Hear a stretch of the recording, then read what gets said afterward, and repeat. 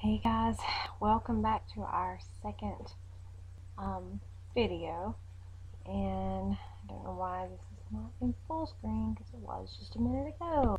So here we go. Alright, tonight we're going to be talking about vocabulary questions. These are the easiest type of questions that there are.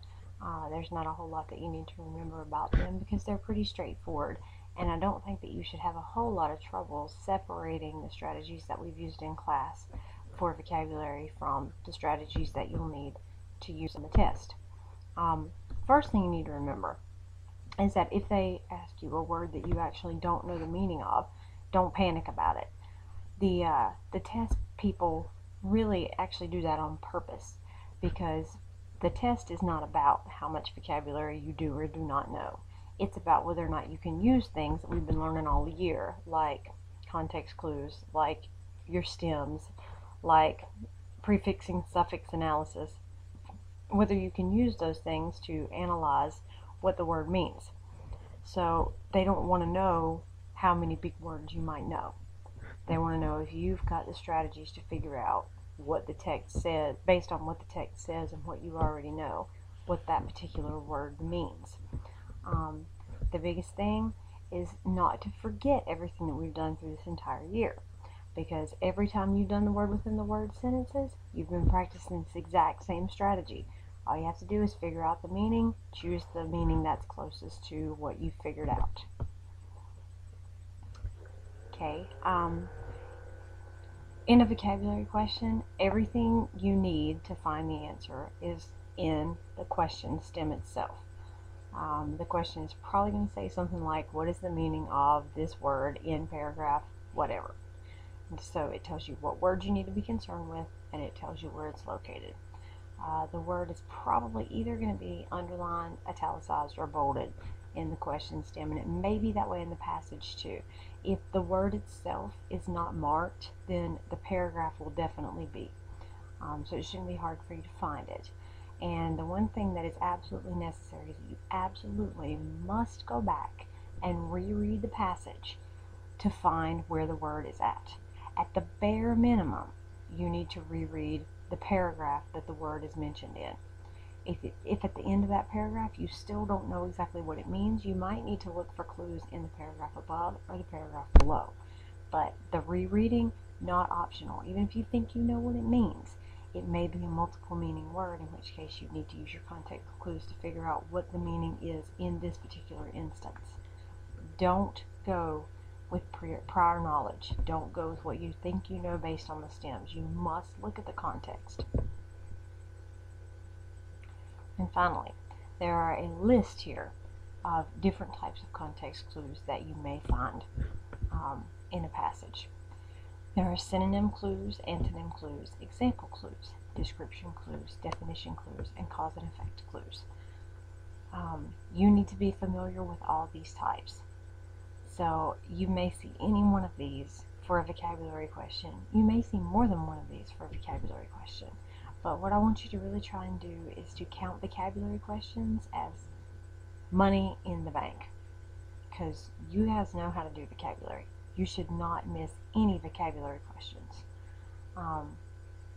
Your assignment for tonight is to take notes on these types of clues and be able tomorrow when you come to class after a short question and answer review session to pick out examples of these different types of clues. In a synonym clue, the author would use the synonym in the same context as the vocabulary word to give its meaning. So an example of that might be, even though the author was morose, he knew that this sadness too would pass. So because of that, you could figure out that morose means sad.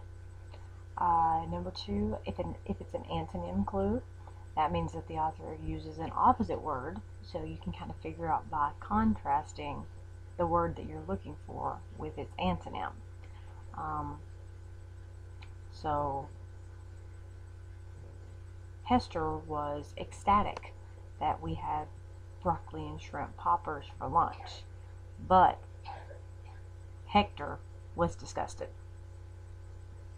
Okay? If Hector's disgusted about the broccoli and shrimp poppers for lunch, that means he's really not pleased and happy about it. That's weird. Sorry, my computer did something strange. Okay, in an example clue, the author is going to give you an example of a more familiar word, a more familiar form of the word. So you might say something like, the seamstress worked with all types of fabric, but damask was her favorite. So based on the fact that fabric is a familiar word, and we're talking about a seamstress who works with fabrics, we can assume that damask, even if you know what that is a type of fabric. Okay, description clue, the author gives a description of the word. Martha was a studious, responsible young woman. The word is studious. She hit the books every night, went to the library frequently, and studied for every test. All of those three descriptors help you form a definition of the word studious. In a definition clue, the author actually interrupts the sentence in an appositive phrase to give an interrupting definition. If you remember when we talked about appositive phrases, that's what an appositive is an interrupting definition. And I'm not even going to give you an example of that one because it is so very straightforward and basic. And in a cause-effect clue, the author gives you either a cause of or an effect of the word, so that kind of helps you out. The earthquake was due to seismic shifts in the Earth's tectonic plates. So seismic obviously has something to do with plates, earthquakes, and movement.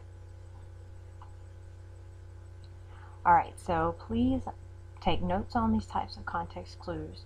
Pay attention to the screen. Try to come up maybe with some examples of your own. Write down any questions that you might have before class tomorrow. And the one thing I want you to kind of remember is that in conclusion here,